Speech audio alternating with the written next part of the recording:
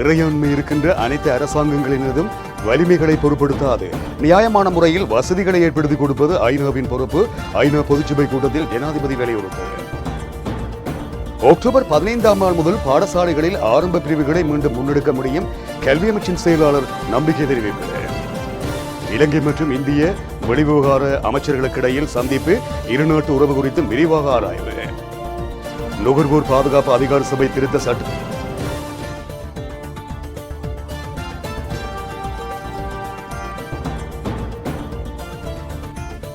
ஊரடங்கு உத்தரவை நீக்க முடிவை எடுக்கும் போது நாட்டை முழுமையாக திறக்க வேண்டாம், சுகாதார அதிகாரிகள் வலியுறுத்து.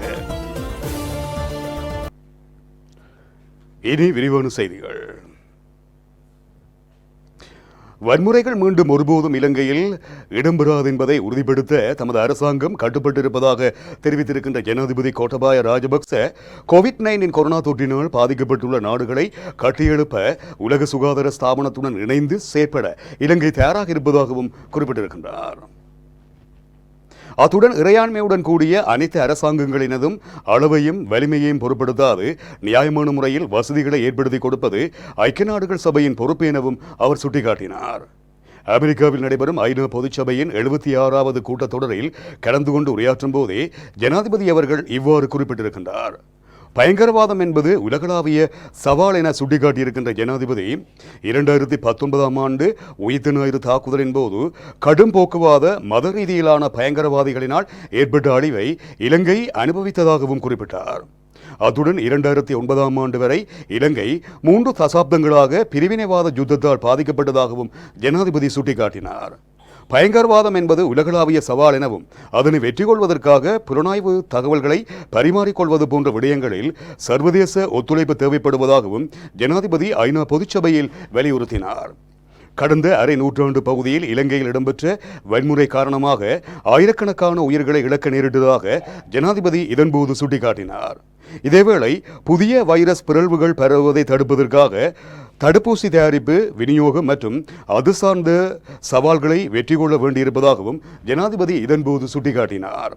இதேவேளை இலங்கையில் தடுப்பூசி ஏற்றும் செயற்திட்டம் வெற்றிகரமாக முன்னெடுக்கப்படுவதாக ஐநா பொதுச்சபை கூட்டத்தில் தெரிவித்த ஜனாதிபதி, இறையாண்மையுடன் கூடிய அனைத்து அரசாங்கங்களினதும் அளவையும் வலிமையையும் பொருட்படுத்தாது நியாயமான முறையில் வசதிகளை ஏற்படுத்தி கொடுப்பது ஐக்கிய நாடுகள் சபையின் பொறுப்பு எனவும் ஜனாதிபதி சுட்டிக்காட்டினார்.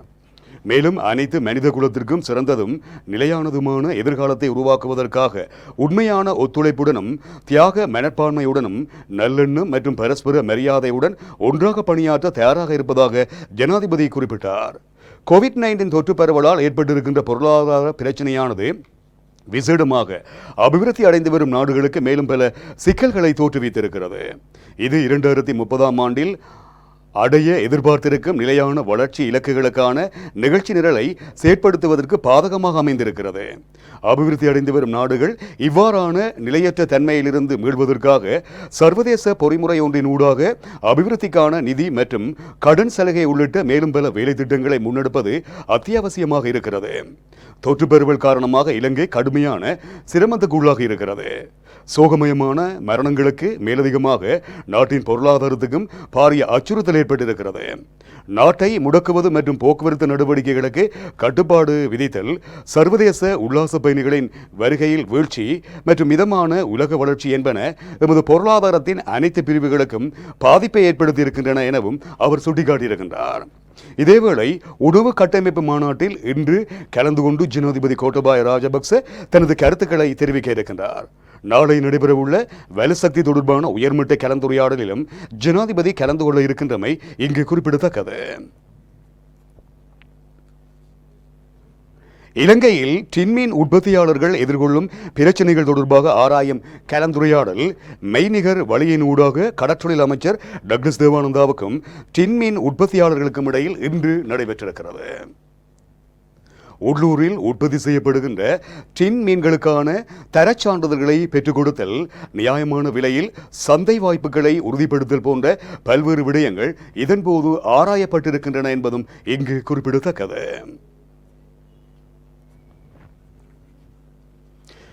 தரம் 5 மற்றும் அதற்கு கீழ் இருக்கின்ற 200க்கும் குறைவான மாணவர்களை கொண்ட பாடசாலைகளை அக்டோபர் 15ஆம் நாள் முதல் மீண்டும் திறக்க முடியும் என கல்வி அமைச்சு நம்புவதாக கல்வி அமைச்சின் செயலாளரான பேராசிரியர் கபில பெரேரா குறிப்பிட்டிருக்கின்றார்.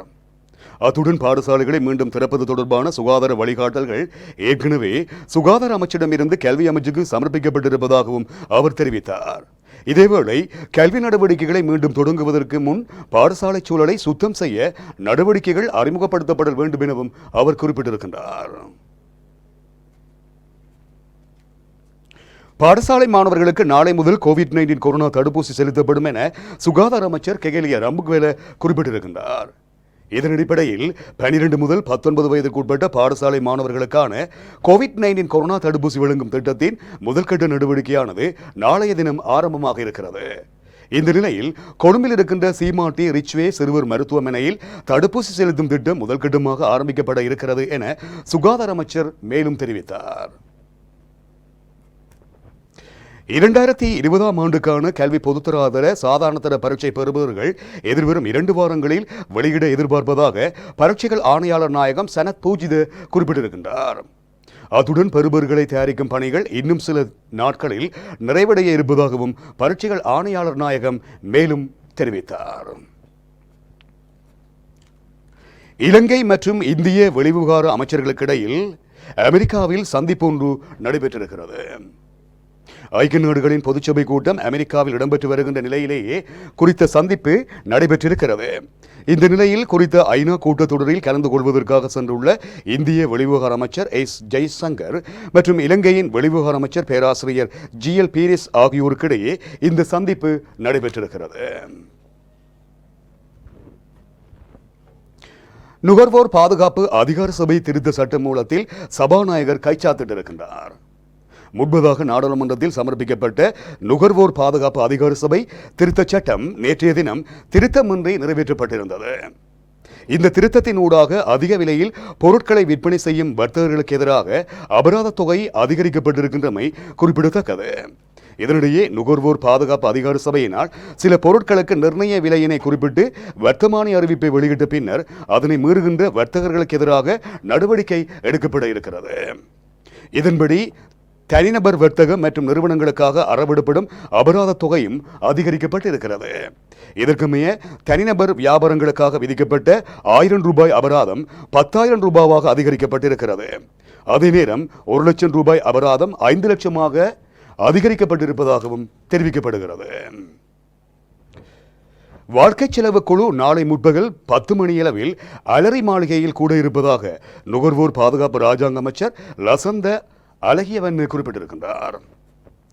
அத்துடன் பால்மா விலை அதிகரிப்பது தொடர்பில் முன்வைக்கப்பட்டிருக்கின்ற யோசனை தொடர்பில் இதன்போது கலந்துரையாடப்பட இருப்பதாகவும் அவர் குறிப்பிட்டிருக்கின்றார்.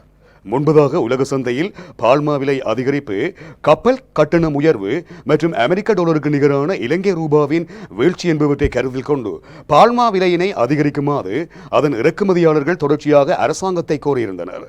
எனினும் விலை அதிகரிப்பதற்கு அரசாங்கம் அனுமதி வழங்கவில்லை. இதையடுத்து தங்களுக்கு ஏற்படும் நட்டத்தினை கருத்தில் கொண்டு பால்மா இறக்குமதியினை அதன் இறக்குமதியாளர்கள் இடைநிறுத்தியிருந்தனர். இதனால் சந்தையில் பால்மாவுக்கான தட்டுப்பாடு ஏற்பட்டது. குறித்த விடயம் தொடர்பில் பால்மா இறக்குமதியாளர்களுக்கும் நிதியமைச்சருக்கும் இடையில் கடந்த 19ஆம் நாள் ஒன்று சந்திப்பு ஒன்று இடம்பெற்றிருந்தது. இதன்போது 1 கிலோகிராம் பால்மா விலையினை 350 ரூபாவினால் அதிகரிக்க வேண்டும் என இறக்குமதியாளர்களால் கோரப்பட்டது. எனினும் 1 கிலோகிராம் பால்மாவினுடைய விலையை 200 ரூபாயினால் அதிகரிப்பதற்கு இணக்கம் வெளியிடப்பட்டிருக்கிறது. இதற்கமைய இது தொடர்பிலான இறுதி தீர்மானமானது நாளை இடம்பெற இருக்கின்ற வாழ்க்கை செலவு கூட்டத்தில் எட்டப்பட இருக்கிறது. உள்நாட்டு உற்பத்தியை மேம்படுத்தல் நோக்கில் திருகோணமலை மாவட்டத்தில் நீண்டகாலமாக புனர் நிர்மாணம் செய்யப்படாமல் இருக்கின்ற குளங்களை புனர் நிர்மாண வேலை திட்டம் கிரமமான முறையில் மேற்கொள்ளப்பட்டு வருகிறது. அதன் அடிப்படையில் மொரவேவ அத்தா பெந்திவெவ கிராமத்தில் புனர் நிர்மாணம் செய்யப்படும் குளத்தின் திட்ட பணிகளை இளைஞர் மற்றும் விளையாட்டுத்துறை அபிவிருத்தி ஒருங்கிணைப்பு மற்றும் மேற்பார்வை அமைச்சர் நாமல் ராஜபக்ச ஆரம்பித்து வைத்திருக்கின்றார். குறித்த குளம் நீண்டகாலமாக புனர் நிர்மாணம் செய்யப்படாமல் இருப்பதினால் கூடிய பரப்பில் செய்யக்கூடிய விவசாயத்தை மேற்கொள்ள முடியாமல் போனதாகவும் புனர் நிர்மாணம் ஊடாக எவ்வித குறையுமின்றி விவசாயத்தை மேற்கொள்ள முடியும் என்றும் இதன்போது விவசாயிகள் தெரிவித்திருக்கின்றார்கள். மாகாண சபை தேர்தலை விரைவில் நடத்துவது தொடர்பில் அரசாங்கம் ஆலோசித்து வருவதாக செய்திகள் வெளியாக இருக்கின்றன. இலங்கையில் மாகாண சபை தேர்தலை நடத்துவது தொடர்பில் சட்ட ரீதியிலாக உள்ள பிரச்சினைகள் மற்றும் குறைபாடுகள் வழிகள் குறித்து நாடாளுமன்ற தெரிவுக் குழுவின் தலைவரான அமைச்சர் தினேஷ் குணவர்த்தன சட்டமாதிபர் திணைக்களத்திடம் கேட்டிருக்கின்றார். வேலை நிறுத்தத்தில் ஈடுபட்ட சில ஆசிரியர்களை குற்றப்புலனாய்வு திணைக்களத்தினர் விசாரிப்பது தொடர்பாக சில தரப்பினர் தன் மீது சுமத்துகின்ற குற்றச்சாட்டுகளை கடுமையாக மறுப்பதாக பொதுமக்கள் பாதுகாப்பு அமைச்சர் சரத் வீரசேகர குறிப்பிட்டிருக்கின்றார். மேலும் ஆசிரியர் வேலை நிறுத்தத்தில் ஈடுபடாமல் மெய்நிகர் முறையில் கற்பிக்கும் ஆசிரியர்களை வேலை நிறுத்தத்தில் ஈடுபடுகின்றவர்கள் அச்சுறுத்தியதாக குற்ற புலனாய்வு திணைக்களத்தில் முறைப்பாடு ஒன்றினை முன்வைத்து வேலை நிறுத்தத்துக்கு எதிரான ஆசிரியர்கள் எனவும் அவ்விடயத்தில் எவ்வித அரசியல் தலையீடும் இல்லை எனவும் அமைச்சர் இதன்போது தெரிவித்திருக்கின்றார். இதனிடையே நடுநிலையிலான தீர்வு ஒன்றினை வழங்கி ஆசிரியர்கள் முன்னெடுக்கும் இணையவழி கற்பித்தலை புறக்கணிக்கும் போராட்டத்தை நிறைவு செய்ய அரசாங்கம் எதிர்பார்த்திருப்பதாக அமைச்சரவை பேச்சாளர் அமைச்சர் டலஸ் அழகப்பெரும குறிப்பிட்டிருக்கின்றார். கொழும்பில் இடம்பெற்ற ஊடக சந்திப்பு ஒன்றில் கலந்து கொண்ட போதே அவர் இவ்வாறு தெரிவித்திருக்கின்றார். எவ்வாறாக இருப்பினும் தற்போது இணையவழி கற்பித்தலில் ஈடுபடும் ஆசிரியர்களை இணையவழி கற்பித்தலை புறக்கணிக்கும் ஆசிரியர்கள் அச்சுறுத்துவதாகவும் இணையவழி கற்பித்தலை புறக்கணிக்கும் ஆசிரியர்கள் சில தரப்பினர் அச்சுறுத்துவதாகவும் ஆசிரியர் சங்கங்கள் ஒன்றுக்கொன்று குற்றம் சாட்டிக் கொள்கின்றன எனவும் அவர் மேலும் தெரிவித்திருக்கின்றார். தேர்தல் முறைமையை அதனுடைய திருத்தங்கள் தொடர்பான விசேட நாடாளுமன்ற தெரிவுக்குழுவுக்கு புதிதாக 2 உறுப்பினர்கள் நியமிக்கப்பட்டிருக்கின்றார்கள். இதன்படி நிதியமைச்சர் பாசில் ராஜபக்ச மற்றும் ஸ்ரீலங்கா முஸ்லிம் காங்கிரசின் தலைவரும் நாடாளுமன்ற உறுப்பினருமாகிய ராவூப் ஹக்கீம் ஆகியோர் இவ்வாறு புதிய உறுப்பினர்களாக இணைத்துக் கொள்ளப்பட்டிருக்கின்றார்கள் எனவும் தெரிவிக்கப்படுகிறது. அத்தியாவசிய காரணங்களுக்காக மாத்திரம் இலங்கைக்கு பயணம் மேற்கொள்ளுமாறு தமது நாட்டு மக்களுக்கு பிரித்தானியா தெரியப்படுத்தியிருக்கிறது.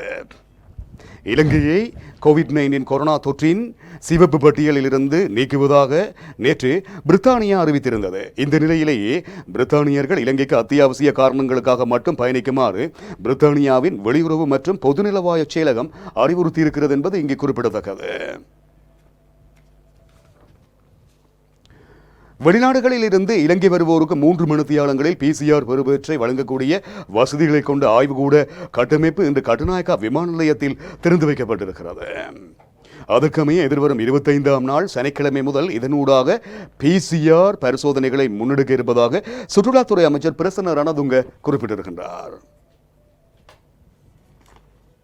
கோவிட்-19 கொரோனாவில் இருந்து ஒவ்வொருவரையும் பாதுகாக்கும் பொருட்டு ஒவ்வொரு வீட்டுக்கும் உள்ளூர் மருந்து பெட்டி விநியோகிக்கும் திட்டம் அடுத்த வாரம் முதல் ஆரம்பிக்கப்பட இருப்பதாக சுதேச மருத்துவ ஊக்குவிப்பு கிராமிய மற்றும் ஆயுர்வேத மருத்துவமனைகள் அபிவிருத்தி சமூக ஆரோக்கிய ராஜாங்க அமைச்சர் சிசிர ஜெயக்கொடி குறிப்பிட்டிருக்கின்றார்.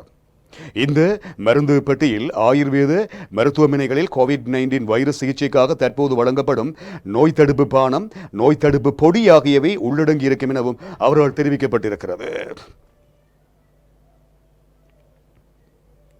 நாட்டில் அமல்படுத்தப்பட்டிருக்கின்ற தனிமைப்படுத்தப்பட்ட ஊரடங்கு உத்தரவை நீக்கும் முடிவை எடுக்கும்போது நாட்டை முழுமையாக திறக்க வேண்டாம் என்று சுகாதார அதிகாரிகள் அரசாங்கத்தை வலியுறுத்தியிருக்கின்றார்கள். சுகாதார சேவைகளின் பிரதி பணிப்பாளர் கேமந்த கேரத் இவ்வாறு வியாழக்கிழமை ஊடகங்களுக்கு கருத்து வெளியிடும் போதே இவ்வாறு வலியுறுத்தியிருக்கின்றார். இதே நேரம் நாட்டை முழுமையாக ஒரே நேரத்தில் திறக்க பரிந்துரைக்கப்படவில்லை என்றும் நாடு முழுமையாக திறக்கப்படுமானால் நிலைமை இன்னும் மோசமாகும் என்றும் அவர் வலியுறுத்தியிருக்கின்றார். எனவே படிப்படியாக நாட்டை திறப்பது மிகவும் பொருத்தமானது என்றும் இதனால் கோவிட்-19 கொரோனா பரவலுக்கு வழிவகுக்கும் காரணிகள் உள்ளதா என்று நாம் பார்க்க முடியும் எனவும் அவர் மேலும் தெரிவித்திருக்கின்றார். இளைஞர்கள் தடுப்பூசி மையங்களுக்கு சென்று கோவிட்-19 தடுப்பூசியை பெற்றுக்கொள்ள வேண்டும் என இளைஞர் மற்றும் விளையாட்டுத்துறை அமைச்சரான நாமல் ராஜபக்ச குறிப்பிட்டிருக்கின்றார்.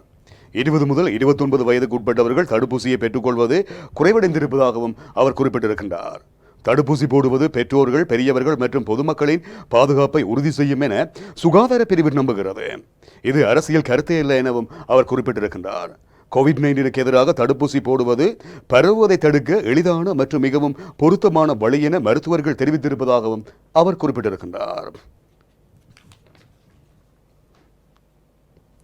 2 தடுப்பூசிகளையும் பெற்று சுகாதார பரிந்துரைகளை பின்பற்றாதோருக்கு மீண்டும் தொற்று உறுதியாகுவதற்கான அதிக வாய்ப்புகள் இருப்பதாக சமுதாய மருத்துவ விசேட நிபுணர் பேராசிரியர் சுனெத் அகம்பொடி தமது ட்விட்டர் பதிவு ஒன்றில் குறிப்பிட்டிருக்கின்றார்.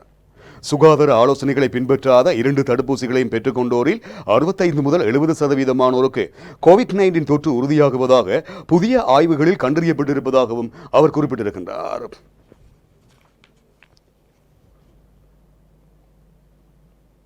யாழ்ப்பாணம் வடமராட்சி கிழக்கு வெற்றிலைக்கணி பகுதியில் கரைவேலை தொழிலில் ஈடுபட்டுக் கொண்டிருந்த வேளை மின்னல் தாக்கி ஒருவர் மரணமடைந்திருப்பதுடன் மற்றொருவர் மயக்கமுற்ற நிலையில் மருதங்கேணி பிரதேச வைத்தியசாலையில் சிகிச்சைக்காக அனுமதிக்கப்பட்டிருக்கின்றார். இந்த சம்பவம் இன்று மதியம் 12:30 மணியளவில் இடம்பெற்றிருக்கிறது. மின்னல் தாக்கத்தில் மரணமடைந்தவர் 35 வயதுடைய ஜான் தோமசன் குயின்டன் சுதர்சன் என்கின்ற 2 பிள்ளைகளின் தந்தையாவார். இது தொடர்பான விசாரணைகளை மருதங்கேணி போலீசார் மேற்கொண்டு வருகின்றார்கள்.